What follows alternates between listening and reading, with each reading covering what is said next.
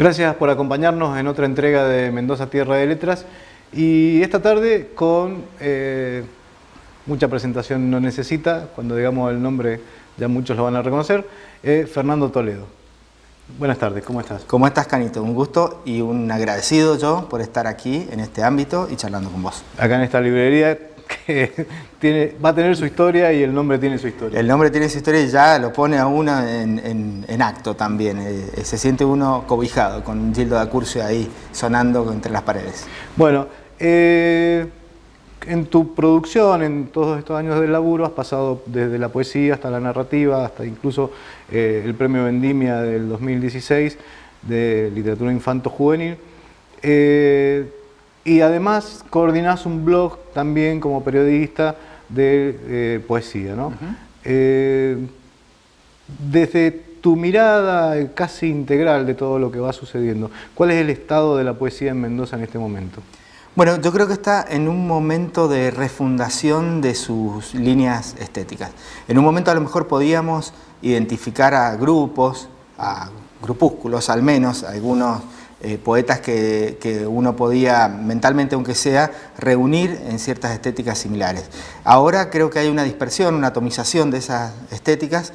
En algunos de los poetas quizá vemos todavía algunos resabios de estéticas que tuvieron mucho auge, sobre todo en los años 90 en el resto del país, incluso de modo predominante, a través de algunas publicaciones que realmente marcaron a muchos lectores y poetas, como fue por ejemplo Diario de Poesía.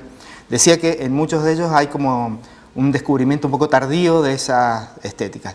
En otros hay como una búsqueda de volver a viejas fuentes y empezar a hablar nuevas palabras, por decirlo de un modo estético también, pero no hay grupos claros, no hay líneas seguidas en bloque por estos grupos.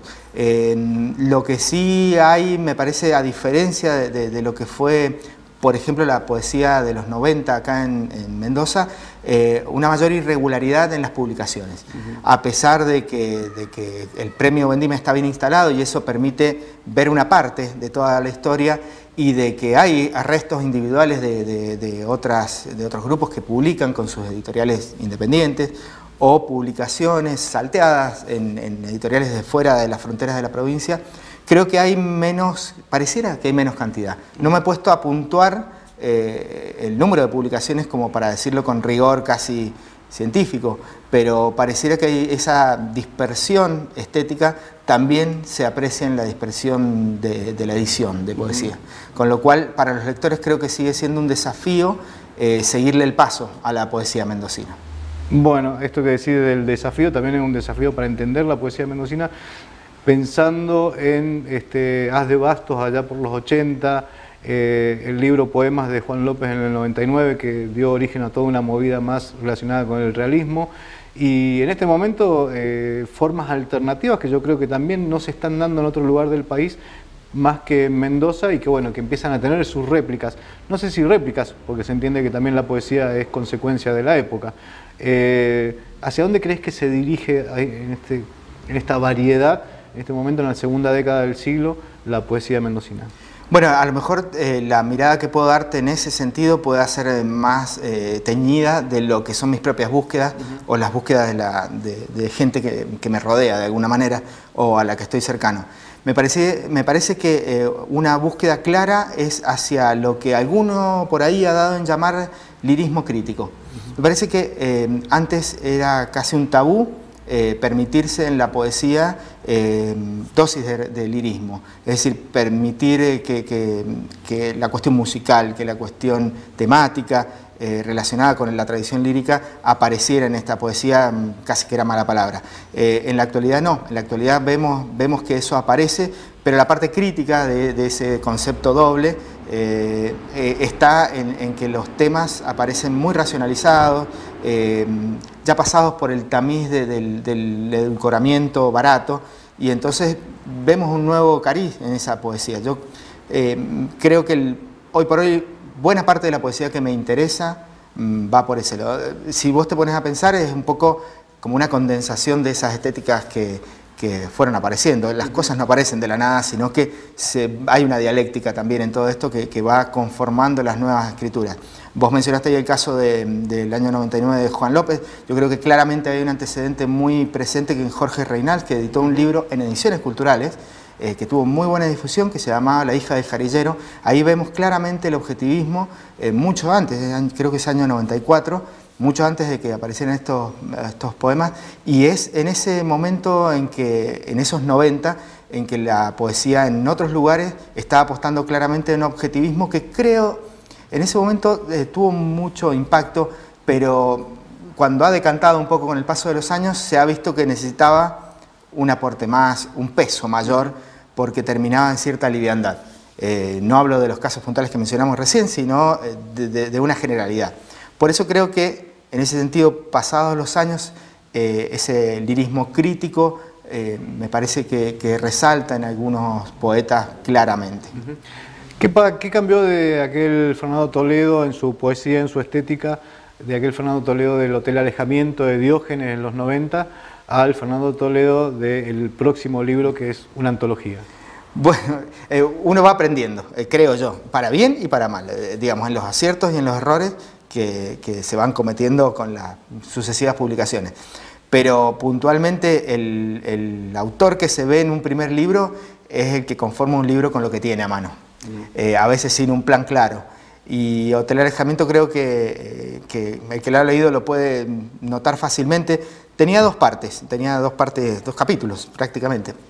Un primer capítulo era con esos poemas que uno fue juntando, eligiendo de entre lo mejor que tenía, desde la tierna juventud en que empezaba a escribir hasta lo que empezaba a hacer un plan de edición. Y una segunda parte que quizá abría las puertas a lo que fue un principio de madurez mía como escritor, que se empezó a conjugar con otro aporte que para mí ha sido fundamental, que ha sido el aprendizaje como editor. Ser editor de tus propios libros o pensar con la cabeza de un editor a la hora de armar un libro, creo que ha sido lo que a mí más me ha enriquecido en los libros sucesivos, que fueron en total 5 libros de poesía, más el que se viene ahora, que es una antología con algunos poemas nuevos. Eso creo que es lo que más ha cambiado, y todas y cada una de las lecturas que se han sumado a lo largo de esos 20 años, que son muchísimas y que inevitablemente conforman y enriquecen o van en algún punto endureciendo la estética a punto tal de que a veces no es tan sencillo abrir nuevos caminos experimentales para un poeta que ya ha publicado muchas cosas. Pero sí quiero rescatar algo, una idea al menos, como para colgársela como un humilde blasón, que es que publicar a los 20 años es fácil. Digamos, cualquiera tiene la rebeldía y la caradurez de publicar de joven.